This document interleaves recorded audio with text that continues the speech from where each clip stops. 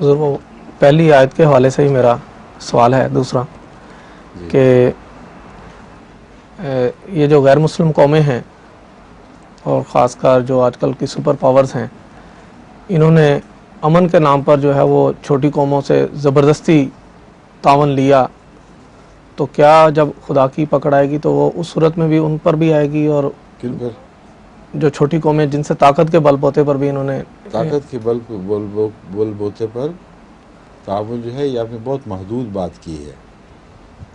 تعاون ہمیشہ بیماری کے بل بوتے پر ہوتا ہے۔ جب قومیں بیمار ہوں، ان میں جو بد اخلاق اور بد کردار لوگ ہیں وہ تعاون کیا کرتے ہیں، اور وہ تعاون کی والی آیت کا دوسرا حصہ چھوڑ دیتے ہیں، اسے پوچھ ڈال دیتے ہیں وَلَا تَعَاوَنُوا عَلَى الْإِثْمِ وَالْعُدْوَانِ۔ تو جو قومیں ایسے غدار اپنے اندر رکھتی ہیں جو قوم کا مفاد بیچ کر غالب قوموں سے تعاون کرتی ہیں، انہی کے بل بوتے پر غیر قومی حکومت کیا کرتی ہیں، اور وہ ذمہ دار ہوتے ہیں۔ اس کے بغیر ممکن ہی نہیں کہ قوم کسی قوم پر حکومت کر سکے۔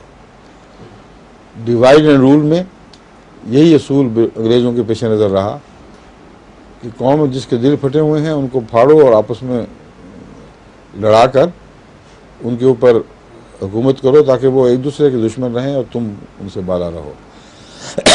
لیکن ڈیوائڈ اینڈ رول تو ایک عمومی اصول ہے، اصل میں کرپشن ہے۔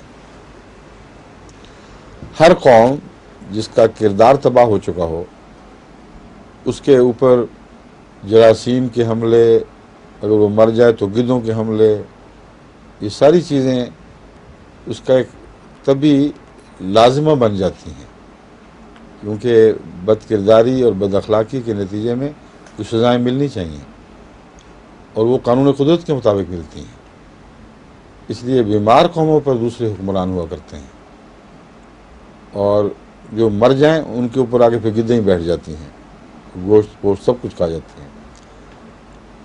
تو اس میں وہ دونوں ذمہ دار ہیں، یہ نہیں کہہ سکتے کہ جبرن ہوا ہے، جبرن کوئی کچھ نہیں ہو سکتا۔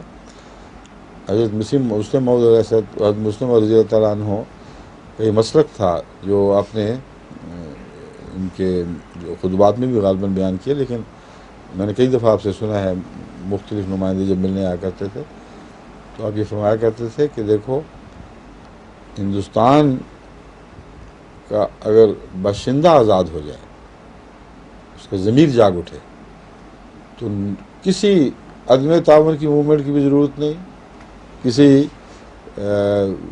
بزور طاقت حکومت چھیننے کی بھی ضرورت نہیں ہے۔ وہ قومیں جو باضمیر ہوں، زندہ ہوں، ان پر غیر قوم حکومت کر ہی نہیں سکتی، اور کرے گی تو بیکار، اس کو مصیبت کیا پڑی ہوئی ہے۔ آپ مثال دیا کرتے تھے قادیان کی، دیکھ لو، اور پولیس ہے تو صحیح مگر بیکار بیٹھی رہتی ہے، شاذ کے طور پر کبھی اس کو استعمال کرنی پڑتی ہے اپنی طاقت۔ مجسٹریٹ ہیں مگر آپس میں جھگڑے، قضاء میں فیصلے ہو رہے ہیں۔ اس زمانے میں قضاء کا رغبہ اور وقار بھی زیادہ بلند تھا، آج کل مختلف ملکوں میں قانونی مجبوریوں کی وجہ سے قضاء دخل نہیں دے سکتی، مگر قادیان میں تو ایک سوچا بھی نہیں جا سکتا تھا کہ کسی احمدی کا دوسرے سے جھگڑا ہو اور وہ عدالت میں چلا جائے۔ تو عدالت تھی مگر بیکار بیٹھی ہوئی تھی، دوسروں کے جھگڑے نپٹانے کے لیے، سکھوں کے، ہندوؤں کے، عیسائیوں کے، مگر احمدیوں کے معاملے میں آزاد تھے۔ حضرت مسلم موعود نے فرمایا سادگی اختیار کرو، کپڑے سادہ کر دو، زیور نہ زیادہ بناؤ، یہ نہ کھاؤ وہ نہ کھاؤ، اور یہ ایک طوعی تحریک تھی، لیکن اس کے نتیجے میں اگر اس پر عمل ہوتا، مثلا سارے ہندوستان میں عمل ہونے سے مراد ہے احمدیوں نے تو کیا، لیکن سارے ہندوستان میں عمل ہوتا، تو وہ ساری امپورٹس جو انگریزوں کی طرف سے آ رہی تھیں یا ترقی یافتہ قوموں کی طرف سے آ رہی تھیں، وہ سب ختم ہو جاتی، سوال ہی نہیں تھا۔ گاندھی نے کھدر پوش تحریک اسی وجہ سے پیش کی تھی۔ گاندھی بہت گہری فراست کا آدمی تھا، عامت الناس کو پتہ نہیں لگا، اس نے جو چرخہ اور کھدر، مطلب یہ تھا کہ تم اپنے رہن سہن کو سادہ بنا لو تو غیر قوموں کی امپورٹس ختم ہو جائیں گی، اور وہ جب ختم ہوں گی تو ان کو حکومت کرنے کی وجہ کوئی نہیں رہے گی۔ حضرت مسلم موعود نے جو سادگی کا اعلان کیا اور یہ ساری باتیں، اس کے نتیجے میں احمدی اللہ تعالیٰ کے فضل سے اکثر غیر حکومتوں میں رہتے ہوئے بھی آزاد رہتا ہے، اس کا ضمیر آزاد رہتا ہے.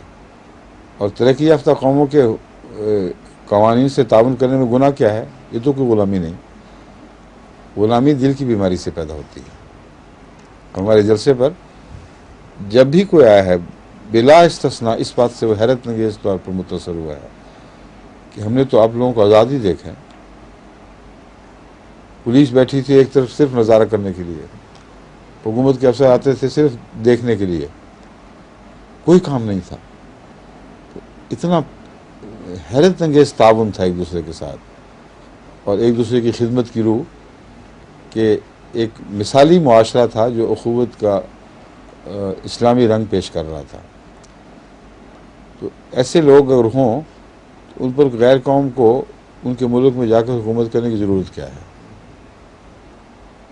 ناممکن ہے. وہ سر پھرے تو حکومت کرنا کوئی آسان کام تو نہیں. جب تک فوائد نہ ہوں اس وقت تک نہیں ہو سکتی. اور لوگ یہ بھول جاتے ہیں کہ انگریزی حکومت اقتصادیات کے ساتھ ہمیشہ وابستہ رہی ہے.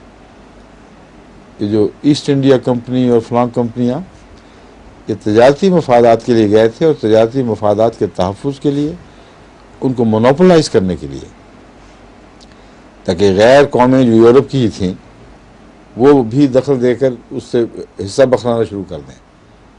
ان کا ایک لازمی تقاضا تھا کہ حکومت اپنے ہاتھ میں لے لیں، اور یہی انہوں نے کیا. تو ہر جگہ حکومت اقتصادیات کے کنٹرول کی خاطر کی جاتی ہے.